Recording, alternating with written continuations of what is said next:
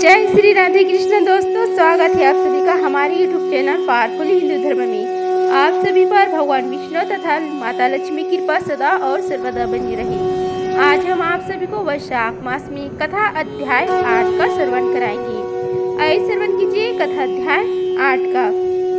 तदंतर मैथिल ने कहा, हे ब्राह्मण, जलदान न करने से इक्ष्वाकु वंशधर राजा का 3 जन्म चातक होना और मेरे घर में गृह गोधी बनना ठीक ही हुआ, क्योंकि साधु महात्माओं की सेवा न करने से गिद्ध की योनि पाई, परंतु आपने जो यह कहा कि उसे 7 जन्म तक कुत्ते की योनि मिली, यह बात मुझे बहुत अनुचित प्रतीत होती है कि उसे बिना कारण ही कुत्ते की योनि क्यों मिली।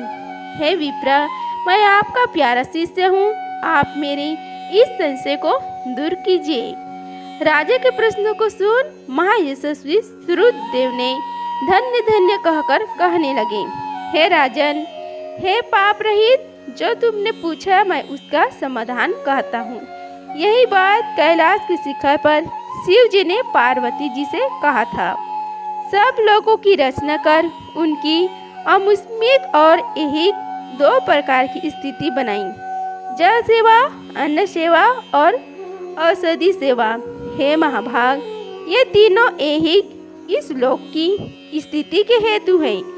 साधु सेवा, विष्णु सेवा और धर्म सेवा, ये तीनों परलोक की स्थिति के हेतु हैं। ऐहिक हेतुओं का करना तत्काल धन संपत्ति देता है। ऐहिक हेतुओं का करना तत्काल धन संपत्ति देता है। अप्रिय बातें कहना भी दुख का हेतु होता है। यहाँ एक पुराना इतिहास वर्णन करती है, जो ऐसा पाप नाशक और अद्भुत है, जिसके सुनने से रोमांच हो जाते हैं। यज्ञ दीक्षा में उपगत दक्ष प्रजापति एक समय महादेव जी को बुलाने कैलाश पर गए। उन्हें देखकर उन्हीं के भलाई सोच महादेव जी ने उठकर आदर नहीं किया। शिव जी ने सोचा, मैं संपूर्ण देवताओं का गुरु हूँ। स्वामी सेवक के आने पर पति स्त्री के लिए, गुरु शिष्य के लिए नहीं उठते। जो स्वामी स्वयं भृत आदि के लिए उठते हैं, उनकी आयु, धन और यश तत्काल नष्ट हो जाते हैं। इसलिए मुझे उठना उचित नहीं है। यह मेरा प्यारा ससुर है। ऐसे विचार कर दक्ष प्रजापति की भलाई सोच महादेव जी आसन से न उठे। तब महादेव जी द्वारा उठकर आदर न किए जाने के कारण दक्ष प्रजापति को बड़ा क्रोध आया और अनेक प्रकार से महादेव जी के आगे ही निंदा करने लगे कि ऐसे अहंकारी, जिसका धन न केवल एक बूढ़ा बैल है, कपाल की हड्डी धारण करते हैं, शमशान में घर है, सर्पों के आभूषण धारण कर रखे हैं, संग में रात दिन भूत प्रेत पिशाच ऐसे दुर्जन रहते हैं। दुरात्मा नारद की बताने से मैंने अपनी कन्या सती का विवाह इसके साथ कर दिया। यह भी अलग धर्म वाले हो गई। मैं इसे कभी नहीं सह सकता। मेरी पुत्री से भी मुझे कोई प्रयोजन नहीं। ऐसे विमूढ़ आत्मा दक्ष ने सती और शंकर को निमंत्रण नहीं दिया और अनेक प्रकार के कुवाक्य कहकर चला गया। तदंतर यज्ञ स्थान में जाकर ऋषित्व और मुनियों को संग ले विधि पूर्वक यज्ञ करने लगा और शंकर जी की निंदा करता रहा। ब्रह्म और विष्णु को छोड़ सिद्ध, चारण, गंधर्व, यक्ष, राक्षस और किन्नर आदि सब देवता यज्ञ में आए। तब सती की इच्छा अपने कुटुंबियों से मिलने तथा उत्सव देखने की हुई। स्त्रियां स्वभाव की चंचल होती है।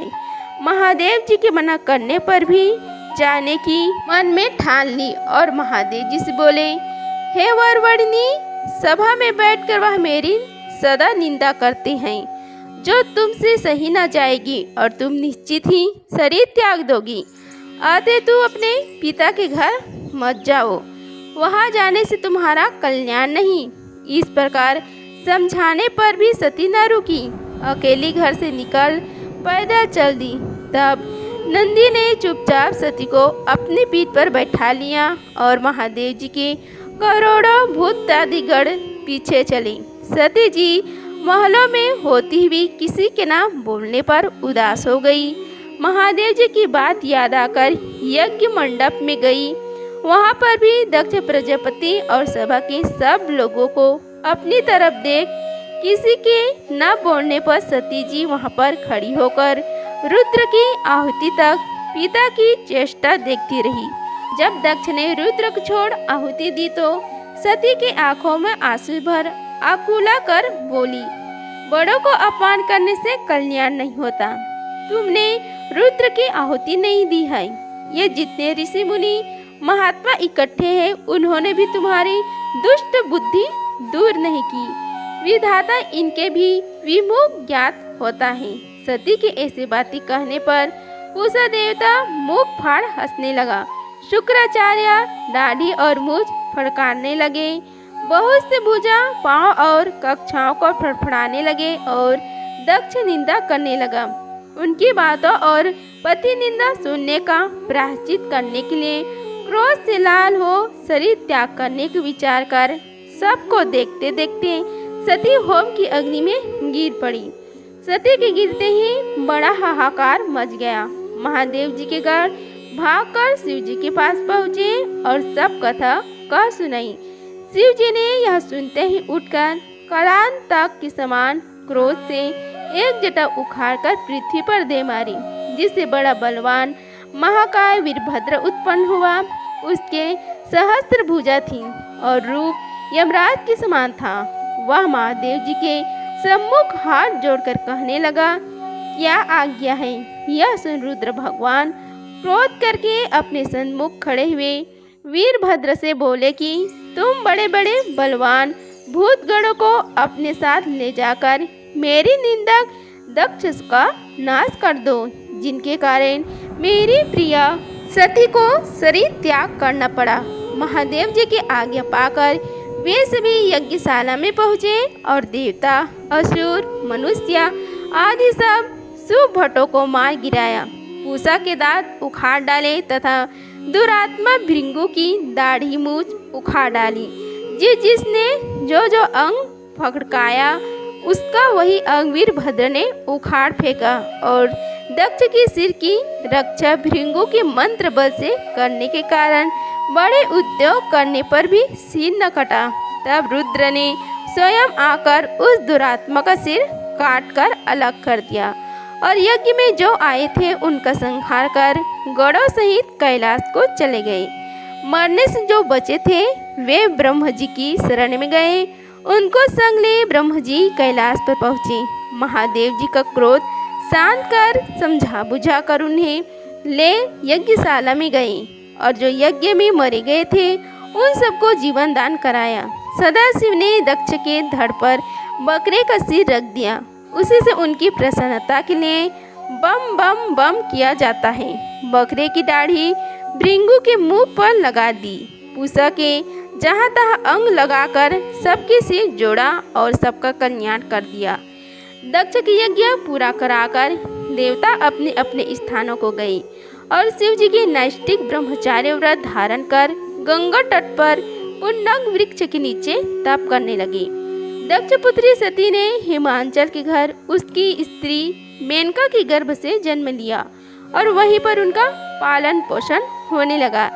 इतने में तारकासुर नामक एक राक्षस उत्पन्न हुआ और परमेष्टि ब्रह्म से वर पाया कि सिवाय रुद्र के महाबली पुत्र के तू किसी से भी नहीं मरेगा।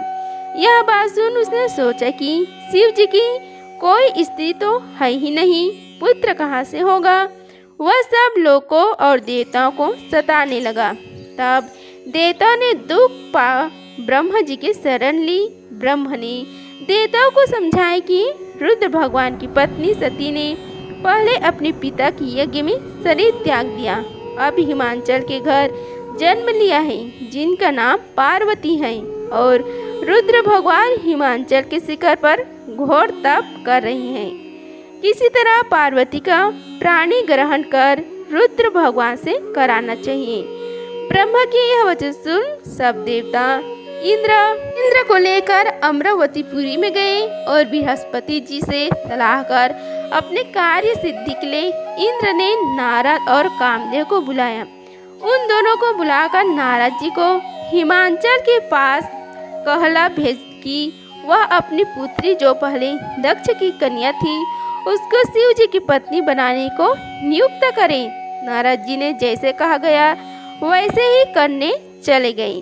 फिर कामदेव जी से कहा कि सब देवताओं और महादेव जी की हित के लिए बसंत ऋतु को संग लेकर रुद्र भगवान के तपोवन में चारों ओर मनोहर बसंत ऋतु का विस्तार करो। वहाँ पार्वती जी महादेव जी के पास पहुँच जाए।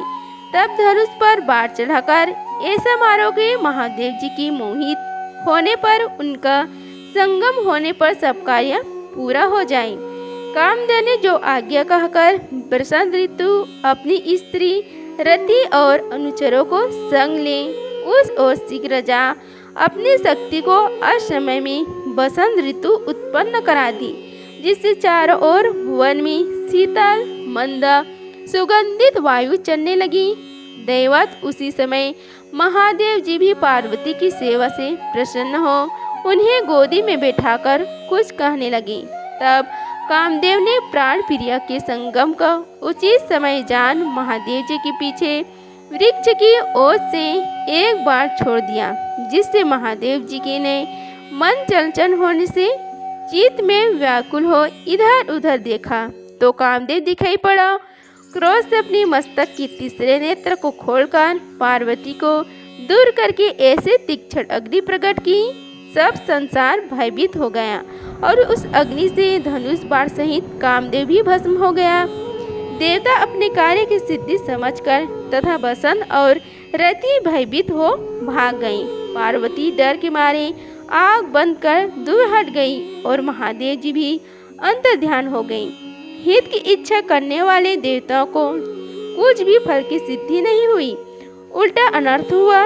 जो कोई साधुओं के संग दुष्टता करता है उनका कहना ही क्या है। इसी प्रकार साधु की सेवा न करने से इक्ष्वाकु के पुत्र ने दुख भोगा और अनेक बुरी योनियों में जन्म लिया। जो रात दिन इस पूर्ण चरित्र रूपी पुराने इतिहास को सुनते हैं वे जन्म मृत्यु बुढ़ापा आदि से निस्संदेह छूट जाते हैं। इस प्रकार वैशाख मास में कथा अध्याय 8 का समाप्त हुआ। बोलो श्री हरि भगवान विष्णु की जय। अगर आप सभी को वीडियो अच्छी लगी होगी तो वीडियो को लाइक कीजिए, चैनल को सब्सक्राइब कीजिए और कमेंट बॉक्स में जय श्री हरि लिखिए। धन्यवाद। मिलते हैं अगली वीडियो में, तब तक के लिए जय श्री राधे कृष्णा।